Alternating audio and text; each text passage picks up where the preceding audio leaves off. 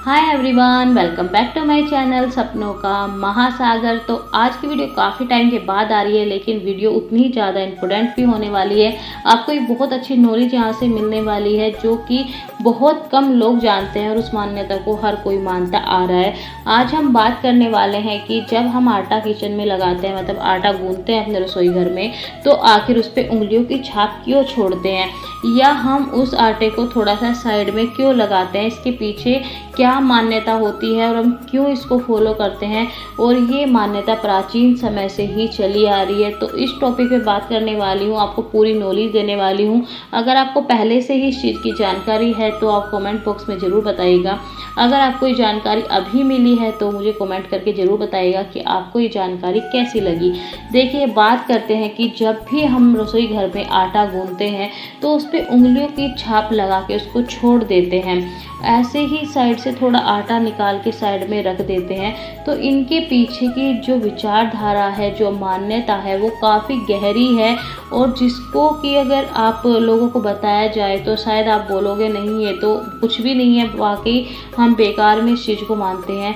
लेकिन हर एक रीति रिवाज बेकार में नहीं माना जाता है।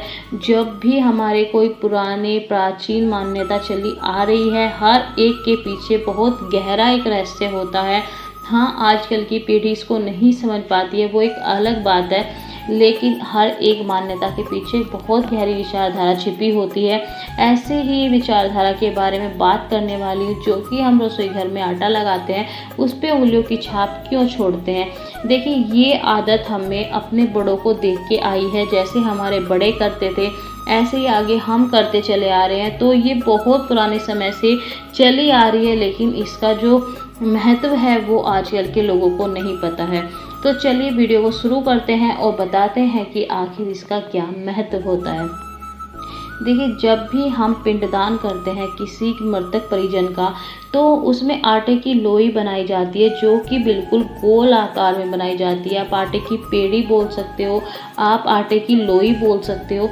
तो बिल्कुल ही गोल आकार में बनाई जाती है और वो पिंडदान उसका किया जाता है। यानी कि ऐसा विचारधारा मानी जाती है कि जब हम लोई बनाते हैं आटे की, तो उसको हम पिंडदान के लिए, यानी मृतक परिजन उसका भोग करते हैं, वो मृतक परिजन के लिए होती है और वो उसको ग्रहण करते हैं। और वो अपने मानते हैं कि हमारे जो पीढ़ी है, जो हमारे वंशज हैं, उन्होंने हमारे लिए भोजन दान किया है। तो ये इस चीज़ में यूज होती है। वहीं पे अगर आप घर में कोई आटा लगाते हो, आपको पता है वातावरण में, हमारे वायुमंडल में आत्माएं ऐसे ही घूमती है, क्योंकि आत्मा होती क्या है, सिर्फ एक हवा होती है, एक एनर्जी होती है जो कि आसपास होती ही है।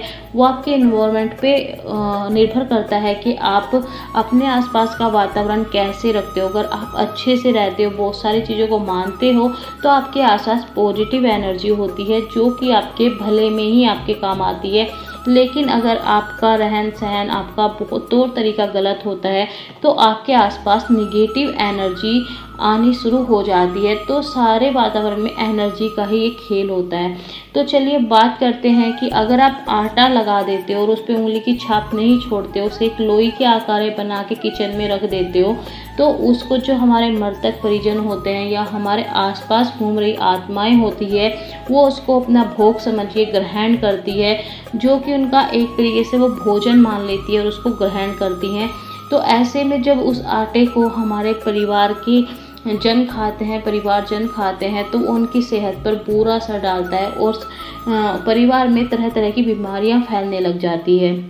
लेकिन अगर आप जब आटा लगाते हो और उस पर उंगली की छाप छोड़ देते हो, तो वो एक संदेश होता है जो आसपास की एनर्जी होती है उनके लिए कि ये आटा हमारे लिए है, आपके लिए नहीं है। तो ये छाप जो होता है, ये संदेश के तौर पे होता है आसपास की एनर्जी के लिए। तो इसलिए ये मान्यताएं चली आ रही है कि आटे पर हमेशा उंगली की छाप लगानी चाहिए। और आप फ्रिज में भी अगर आटा रखते हो, तो आपने बहुत सारी वीडियो देखी होंगी कि फ्रिज में आटा मत रखो, वो आपके घर में निगेटिव एनर्जी को अट्रैक्ट करता है।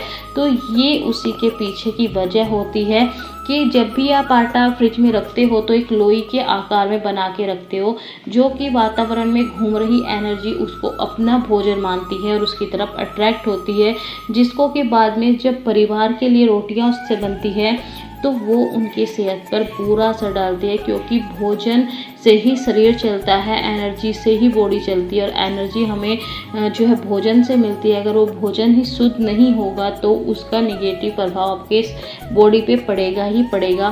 तो इसलिए जब भी आप फ्रिज में भी आटा रखते हो तो उस पर उंगली की छाप होनी चाहिए। ये आसपास की एनर्जी के लिए संकेत होता है कि ये आटा आपके लिए नहीं है, बल्कि ये आटा हमारे लिए है।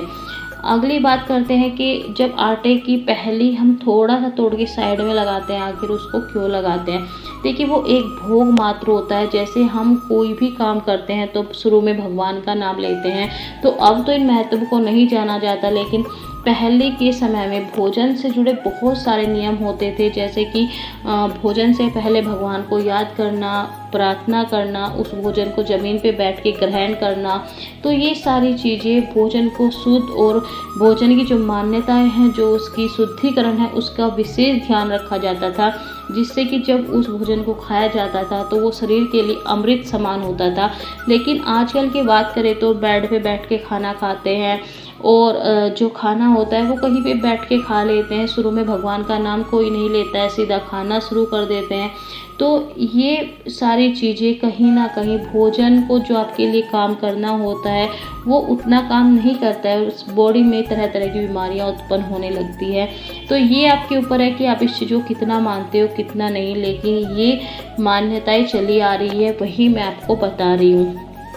तो जब हम शुरू में थोड़ा सा आटा साइड में लगाते हैं तो इसका मतलब होता है कि हम भगवान को याद कर रहे हैं और उनके नाम का ही शुरू में थोड़ा सा भोग निकाल रहे हैं, जिससे कि जब वो आटा एक प्रसाद के रूप में हो जाता है और अब अपने घर वालों को जब उससे बनाकर रोटी चपाती खिलाते हैं तो वो उनके शरीर में प्रसाद की तरह काम करे, यानी अमृत की तरह काम करता है।